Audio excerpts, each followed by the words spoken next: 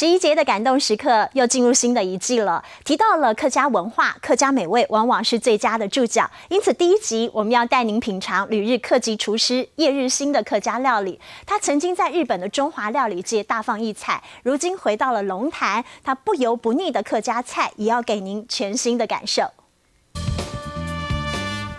梅干扣肉客家八宝饭，客家好料一整桌，全都是店内的招牌。烧出一手好菜的是客家厨师叶日新。叶日新夫妇在日本开中华餐厅将近40年。日本311地震后，他重新在龙潭开店，让客家料理也能有新风貌。一点点酱油啊，因为客家人说姜丝多嘛，那么再姜丝多一点啊。以中华料理知名的干烧大肠来说，在他手里也能变成有客家味。他保留酸溜溜的口感，让味道变得就像客家名菜姜丝大肠。问出来，那么客家人喜欢吃姜丝啊、醋啦，那就改良一下，酸一点，姜丝多点，这是客家人喜欢的味道。看着哈，这样。连简单的鲈鱼也能变成客家菜，看看他一身好本领，翻锅、抛锅再蒸煮，相当花功夫。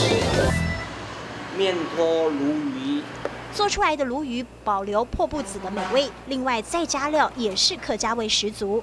什么脯菜啦，也可以剁细细的啦，冬菇丝都可以蒸，主要是要它的香气。桂花酱，甜的也可以，咸的也可以。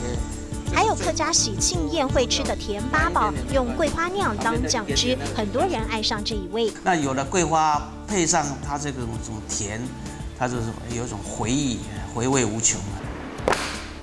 叶日新对中华客家料理的坚持，让他上遍了日本各大媒体。这个差不多30来年前，30多了。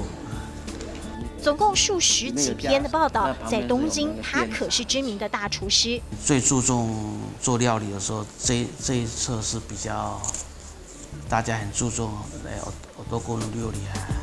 结合日本跟客家的好手艺，让他的料理与众不同，不油也不咸。像是客家最爱的猪肚汤，加入味增就是一绝。那尽量就是少盐，少油。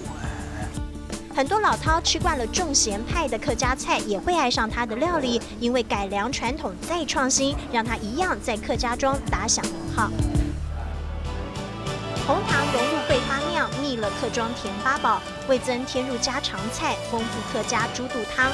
旅日数十年，大厨用东洋风包装感动时刻。